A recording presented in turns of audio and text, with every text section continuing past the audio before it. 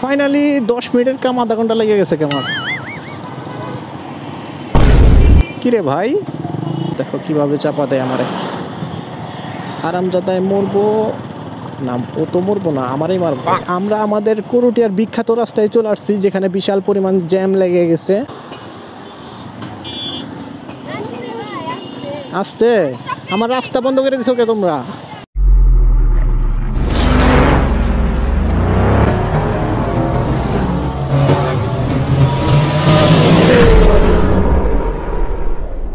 না, এই লুকিং গ্লাসটার সমস্যা, খালি কাভারটা খোলা জায়গা। তো যাই হোক, স্টার্টে আইগাইতে আইগাইতে কথা বলি। এই যে মিস্ত্রি সাহেব, কি খবর আপনার? শেষ শেষ। এখন ইমার্জেন্সি টাঙ্গাইল যাইতে হইতেছে, কাজে থেকে একটু দরকার পড়ে গেছে। তো এই টাইমে আমি সাধারণত শুক্রবার ছাড়া সময় পাই না বের হওয়ার জন্য। তো আজকে 10 মিনিটের ছুটি নিয়ে করুটিয়া থেকে টাঙ্গাইল যাইতেছি একটু পার্সোনাল কিছু কাজে। তো ভাবলাম ক্যামেরাটা স্টার্ট করে নেই, আপনাদের সাথে কথা বলতে বলতে জায়গা ভালো লাগবো না। সকালে একবার ভিডিও করতে করতে আসছিলাম, আমার সাথে বারবার একই কাজে হয় না। আজকে আবার ভিডিও অফ করে আসিনি, আমি চেক করছিলাম যে ভিডিও অনই আছে, কিন্তু ভিডিওর কোয়ালিটি এত খারাপ হয়েছে মানে কিছু দেখা যায় না। তো সেই কারণে ভিডিওটা ডিলিট করে নিয়ে এখন মনটা খারাপ হয়ে গেছে। ডিলিট তো করতেই হবে, কারণ কিছুই দেখা যায় না। সব কিছু ঠিক আছে, ভিজিবিলিটি নাই বললেই চলে।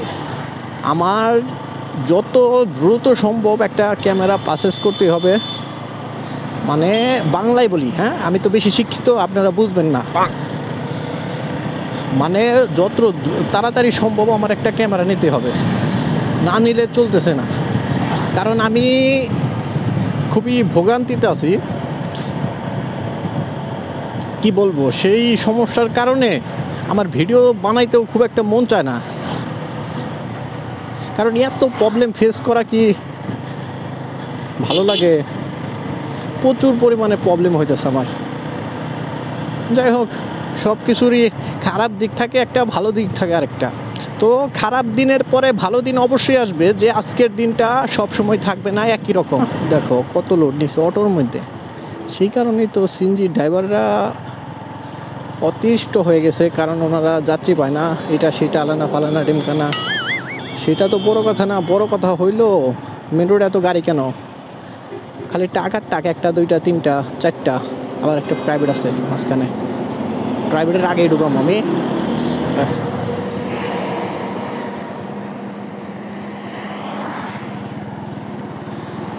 ঢুকাই দেই, রাস্তা ফাঁকা আছে, সামনে জ্যাম আছে। তো যাই হোক, সকালে দেখছিলাম এখানে ময়লা ছিল, ওই ভিডিওটা তো নাই আমার কাছে, কিন্তু এখন সাফ করে ফেলছে, মানে পরিষ্কার করে ফেলছে। যাই হোক, ভালো হয়েছে। তো এখন নগর জলপাই বাইপাস যেটাকে বলে, সেটা থেকে টাঙ্গাইলের দিকে রওনা হইতেছি। তো আমি বেশি ভিতরে যাব না, পুরাতন বাস টার্মিনাল পর্যন্ত যাব। তো ওইখান থেকে আবার ব্যাক করতে হবে। আমার কাজটাই পুরান বাস স্ট্যান্ড। তো যাই দেখি, এই রাস্তাটায় আমি ফুল সেফ চালাই। যাই হোক, যেটা বলতেছিলাম যে অটো বা রিক্সায় 100 গজ দূরে থাকতেই আমার বুকের ভেতরে ডুবুক ডুবুক করে, যে কোথা থেকে যে আইসা কোথায় বাজাই দিবে, যে কিভাবে করে যে কি করবে। দেখো দেখো দেখো কিভাবে চাপা দেয় আমারে। আরামজাদায় মরবো না, ও তো মরবো না, আমারই মারবো। 4B ভদ্র মানুষও চালায় আমার মতো, সবাই অভদ্র রাইডার না হয়। দেখো দেখো পিক আপ কীভাবে চালায়, একবার উড়া দৌড়া। মানে আমি বলতে চাইছিলাম যে এই রোডের সমস্যা নাকি রোডের ড্রাইভারের সমস্যা, কারণ ওই পিক আপ ড্রাইভারও তো উড়কে পার্কে যাইতেছে। ফাইনালি আমার গন্তব্যের কাছাকাছি পৌঁছে গেছি। ফাইনালি 10 মিনিটের কাম আধা ঘন্টা লেগে গেছে কেমন। কিরে ভাই, ডাইনে ভাই শুরু করে দিছে, যাওয়ার নিচে ডাইনে, তারপরে যায় বামে, তারপর যায় সোজা। কনফিউজ, সিঙ্গেল লাইট তো নাই ওদের। রোডে বের হইলে কত নমুনার মানুষ দেখা যায় সেটা বলার বাইরে। ও যাই হোক, আজকে আমি মসজিদটা দেখে যাব, ঠিক আছে? মসজিদ দেখবো না, ধরু ভুল বলছি, মসজিদের নামটা, মানে আমার ফ্রেন্ডের সাথে ওরা এমনভাবে কথা বলছে যে মসজিদের নাম নাকি ছাতা মসজিদ, যেটা আমার মতে ছাতা মসজিদ তো না। দেখি আমি একটু স্লো করে নামটা দেখার চেষ্টা করি। এখানে লেখা রয়েছে বিশ্বাস বেদকা আনন নূর জামান মসজিদ, ছাতা মসজিদ। ঠিক আছে, ছাতা মসজিদ। যাই হোক, মানলাম ওরা ঠিক আছে। আমার ফ্রেন্ড সত্যি কথা বলছে। হাই হাই, এটাও সম্ভব। যাই হোক, মজাটা সাইডে, এখন চলে যাই। বেশি বেশি কথা বলতে হবো,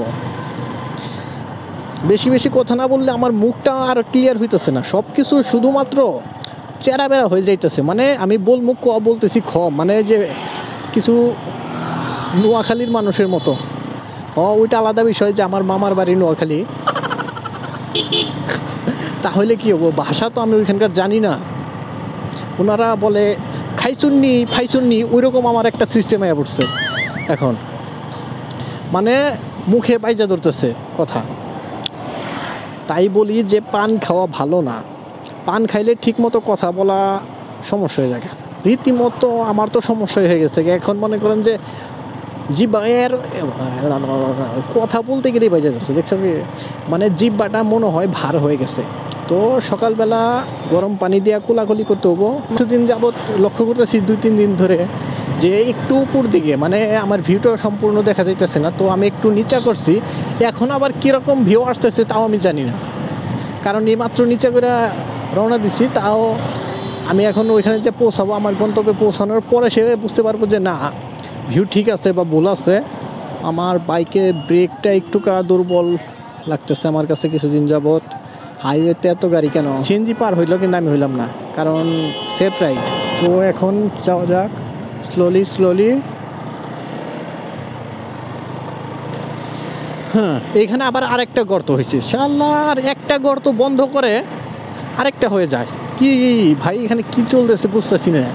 এখানে কি রাস্তার সমস্যা নাকি আমাদের গাড়িরই সমস্যা? গাড়ির সমস্যার জন্য তো এত ছোট ছোট গর্ত হবে না, কারণ এখানে যদি ওভারলোড ট্রাক চলে তাহলে একদিকে ডাইবে যাবে বা নিচু হয়ে যাবে বা ফাইটে যাবে কোনো একটা। কিন্তু ছোট ছোট গর্ত বুঝতেছি না এগুলা কি করতেছে, কোনো কিছু চেক দেওয়ার জন্য নাকি হয়ে যাইতেছে বুঝতেছি না। ও ভাই, এখানে গাতা ছিল, বন্ধ করে ফেলছে। আমি ভয় পেয়েছি, কারণ দাগটা আছে। তো আমি ভাবলাম আমার চাকাটা সোজাসুজি ছিল, যে গাতায় পড়লে তো আমি শেষ। আর যাই হোক, আমরা আমাদের করুটিয়ার বিখ্যাত রাস্তায় চলে আসছি, যেখানে বিশাল পরিমাণ জ্যাম লেগে গেছে। কারণটা আমি একটু বাম দিয়ে ঢুকাইতেছি, দেখাই। এখানে বিশাল ভিআইপি একটা রাস্তা সামনে, দেখাচ্ছেন যে কিভাবে যায়। রে বাপ রে বাপ, আমি যাবো কিভাবে? আমি তো বাম দিয়ে যাবো, কেদা দিয়া। ও ভাই রে ভাই, আমাদের বাড়ির রাস্তা থেকেও খারাপ হয়ে গেছে এটা। ওরে বাপ রে, আমার পুরা প্রেশার গেছে। দেখো গাড়ি কিভাবে ওঠে। আর মাঝখানে যদি গাড়ি সিএনজি আটকা পড়ে তাহলে তো হয়ে গেছে, সবার ওঠার 12টা বেজে যাবো গা। উঠছে, আমি ওদের দেখা শেষ, আমি ওইটা যাই। আর কি করবো, সেই প্যারা লাগছে আজকে। কেদা মনে হয় আমার গাড়ির পুরাটা খিস করে ফেলছে। যাই হোক, কিছু করার নাই, যাইতে তো হবে। আর শুনছি যে কিছুদিনের মধ্যে হয়তো এখানকার কাউন্সিলর যিনি আছে দায়িত্বে বর্তমানে, উনি নাকি ঠিক করবে বলছে। তো ঠিক করে দিলে তো ভালো। ওমা, আমার তো রাস্তা বন্ধ করে দিছে।